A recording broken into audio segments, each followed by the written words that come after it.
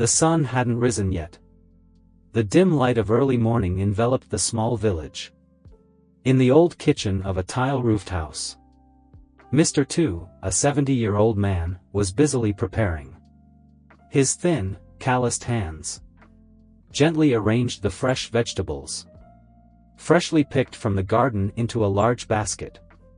Bunches of vibrant water spinach, a few glossy eggplants, and a few small gourds neatly arranged, waiting to be taken to the market to sell. Mr. Tu's life was simple. At his age, he should be resting. But he still wanted to work.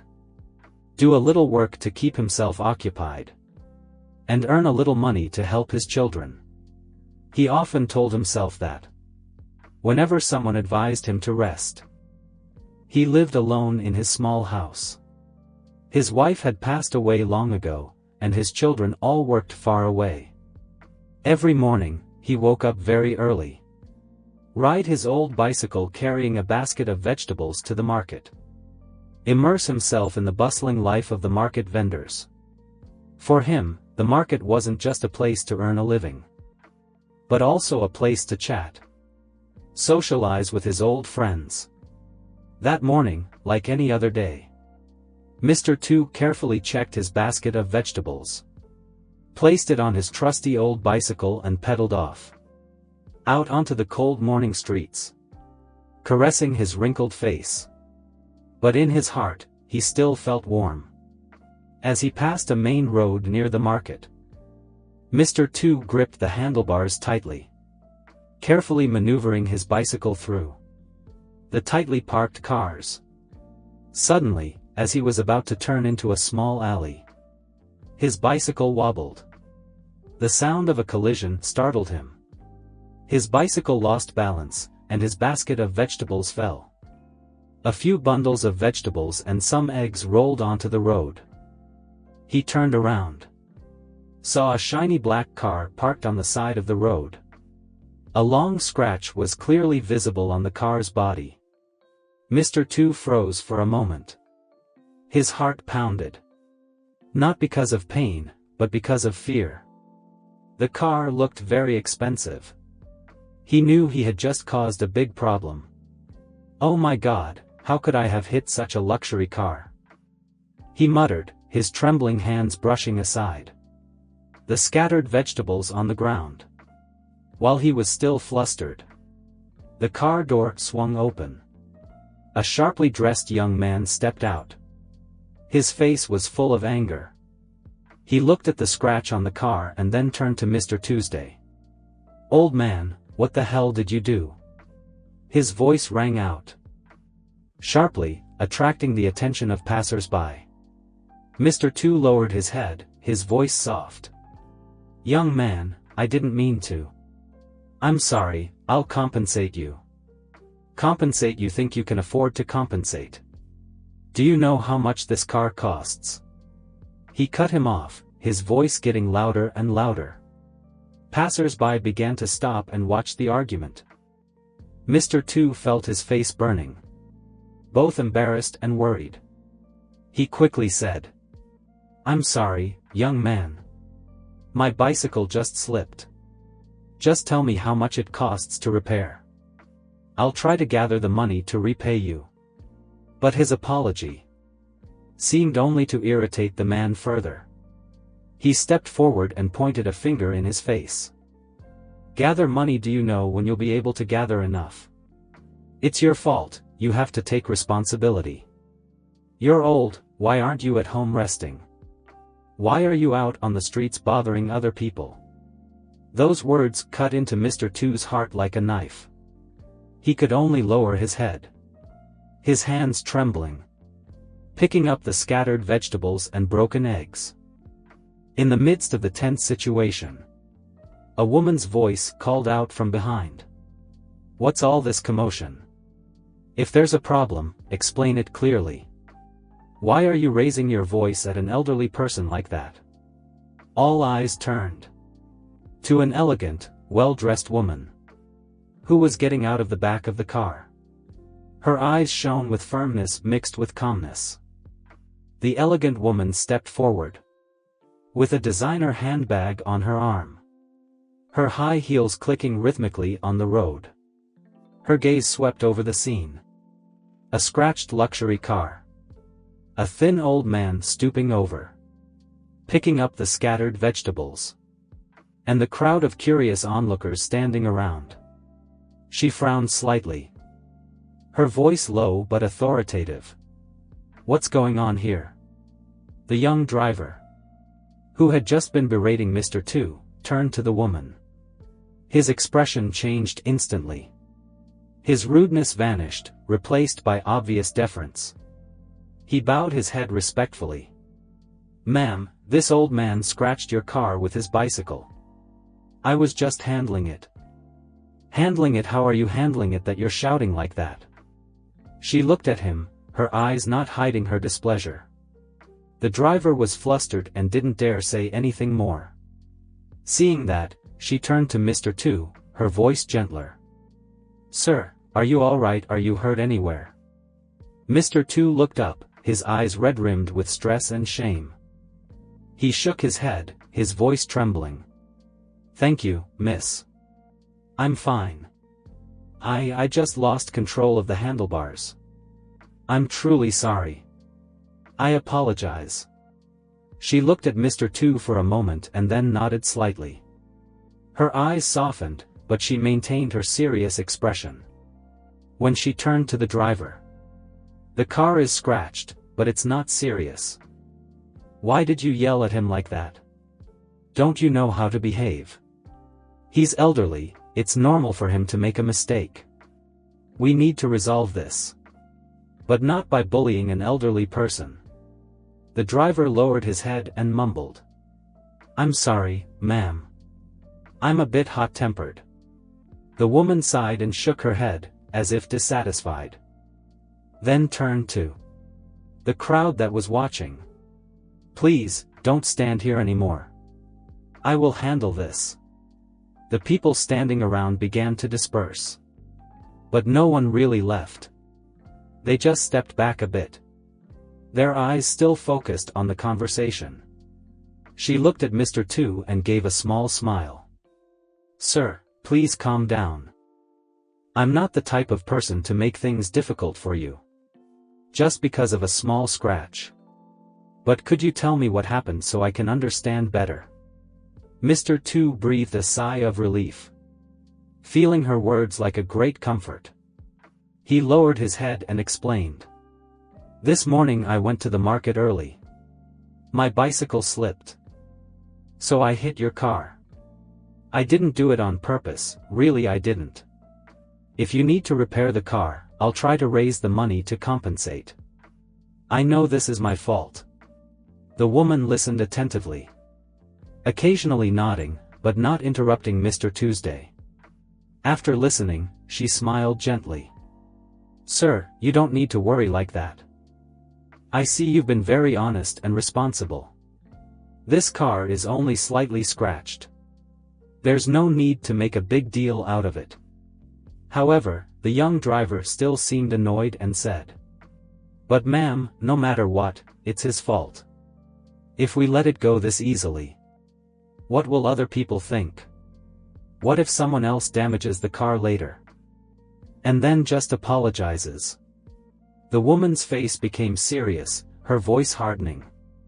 "Enough, a mistake is a mistake. But you are not allowed to use that kind of attitude. When speaking to this elderly man. Do you know how old this man is? Do you know what respecting your elders means?" The woman's sharp words silenced the driver. The surrounding crowd murmured. Their gazes shifted from pity for Mr. Tu to admiration for the woman. Someone in the crowd spoke up.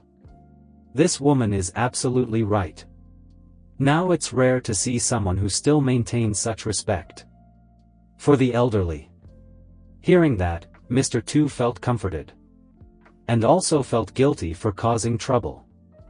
He hesitated and added, "Thank you so much for understanding. But still, it's my fault. Just let me know how much it costs to repair the car. I'll try." Before he could finish his sentence, The woman raised her hand, signaling him to stop. "There's no need, sir. I don't need the money for the car repair. But do you have any children or grandchildren? Could you call them here? So we can discuss a solution." Mr. Tu nodded and pulled out his old phone from his shirt pocket. With trembling hands, dialed a number. His voice soft. "Hong, it's Dad. Can you come to the main road near the market? Dad has a little problem and needs your help."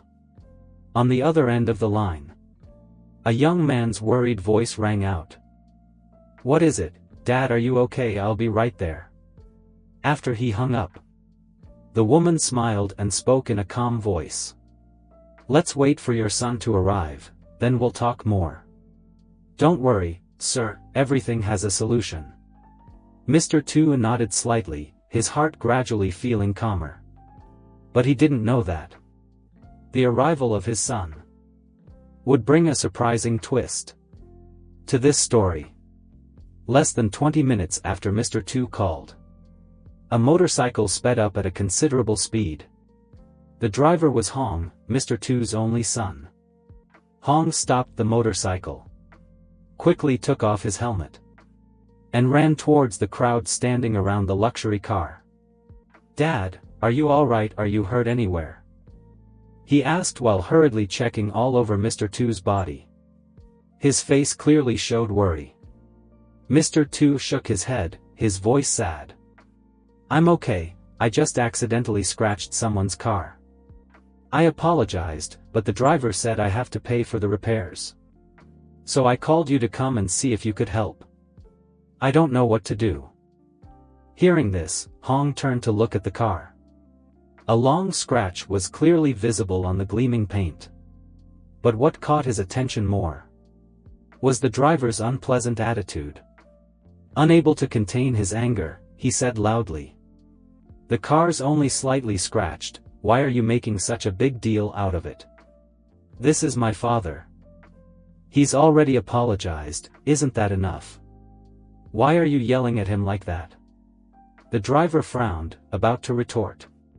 But the woman standing next to him quickly raised her hand to stop him. She calmly looked at Hong. Her eyes were sharp, but also calm. "Are you the gentleman's son?" Hong nodded, his face still showing anger, and replied, "Yes, I am his son. This matter is my father's fault. But your driver's attitude was excessive. Are you the owner of this car? If you want to repair the car, I'm ready to compensate you. But I won't accept them bullying my father." The woman smiled slightly. Her smile was both gentle and intelligent. She spoke up.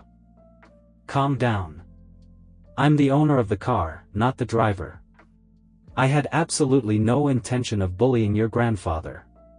Your grandfather has sincerely apologized. And I don't think this is such a big deal to make a fuss about." Her words were like a splash of cold water, calming Huang's anger. He was silent, looking at the woman with a scrutinizing gaze. Then nodded. "If you say so, then thank you. But my father will still take responsibility. We will pay for the car repairs." Mr. Tu quickly pulled his son's hand, his voice full of worry. "Hong, I already said I didn't do it on purpose. This lady isn't making things difficult for me, don't be so tense." But Hong still maintained a serious expression. He turned to look at the woman, his eyes full of determination. "My father made a mistake. And I don't want my father to be labeled badly for causing trouble and not taking responsibility. Just tell me the cost of the repairs, I'll take care of everything." The woman smiled gently and shook her head. "You seem to be a straightforward and responsible person. But I repeat, this isn't necessary. This scratch isn't worth repairing. More importantly, the attitude of the people here is what needs to be addressed." She turned to look at the driver, her gaze turning cold. "You know very well that I don't like people who behave disrespectfully. How many times have I said to never use an arrogant attitude with elderly people? You've disappointed me." The driver lowered his head, not daring to say anything more.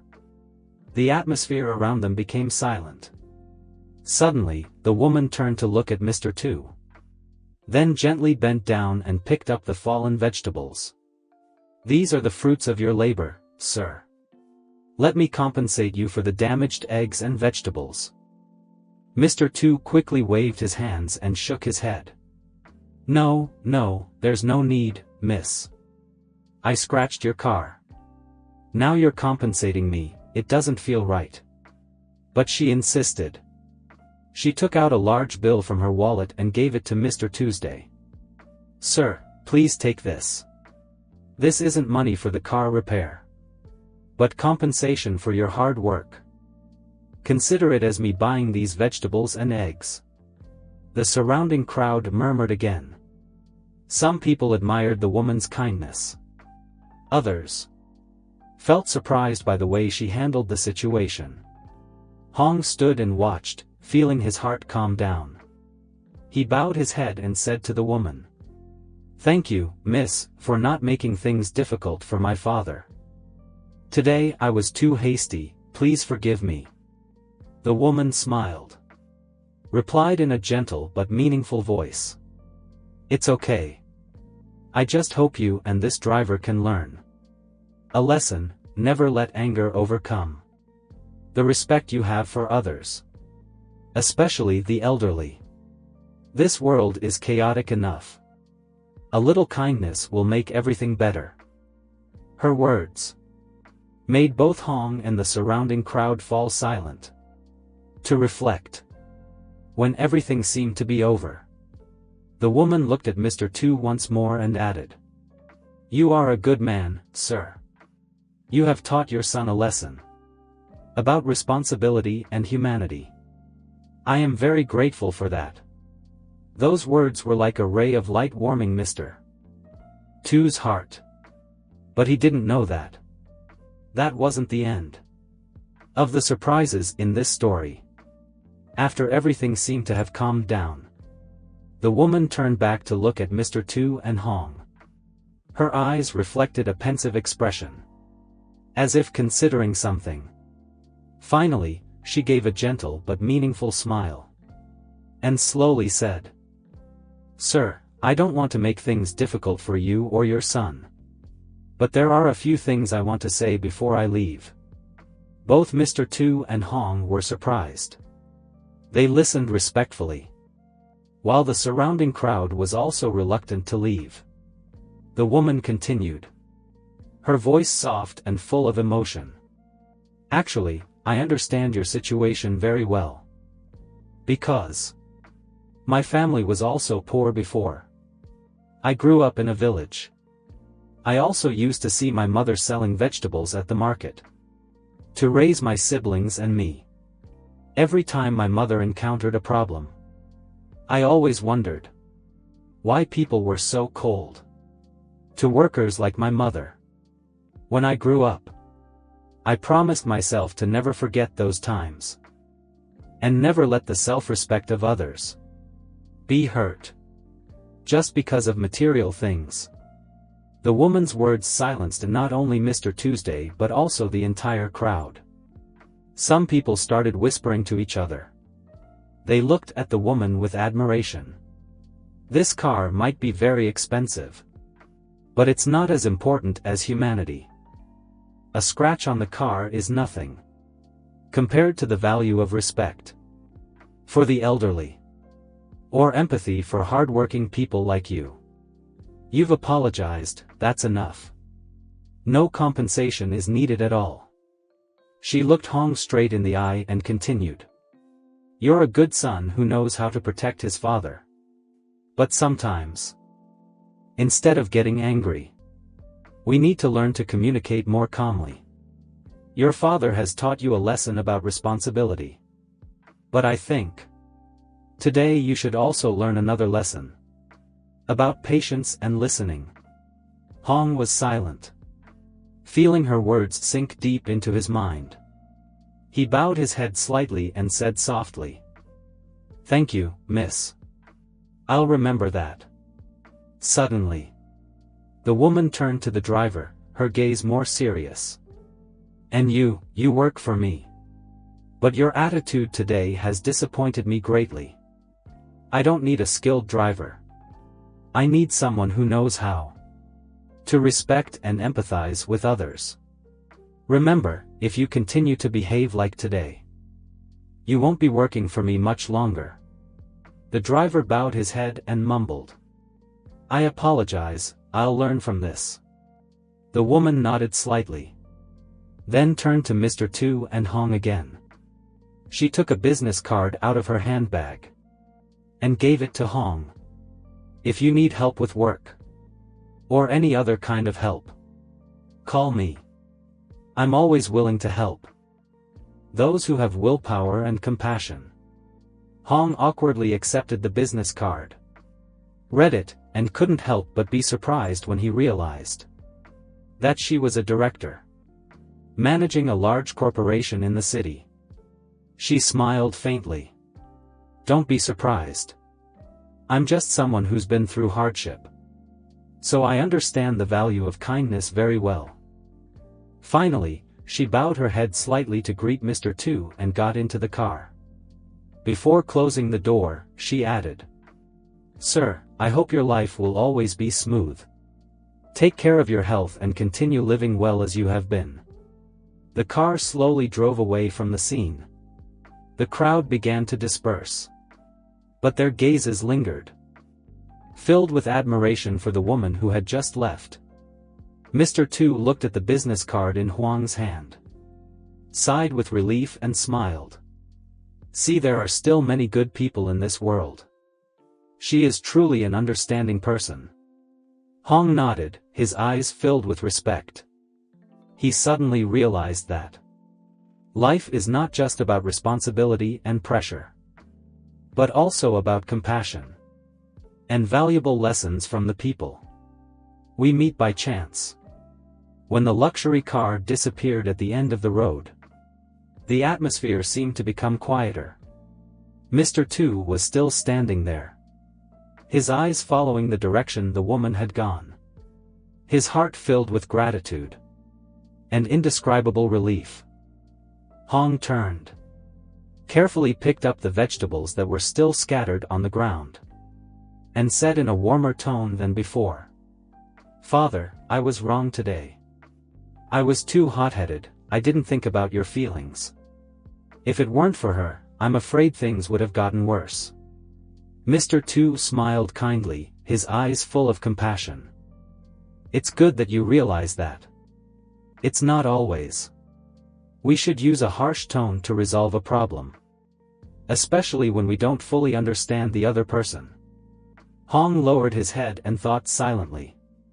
It seemed he didn't just learn one lesson from that woman, but also realized the importance of calmness and respect in every situation. The people around had started to leave, but the story about Mr. Tu and the woman was still a topic of discussion. An old woman selling goods nearby looked at Mr. Tuesday with a sympathetic look. "You're so lucky to have met a good person. I've lived here for many years. I rarely see someone wealthy who is as kind as her. If this society had more people like her, life would be so much easier."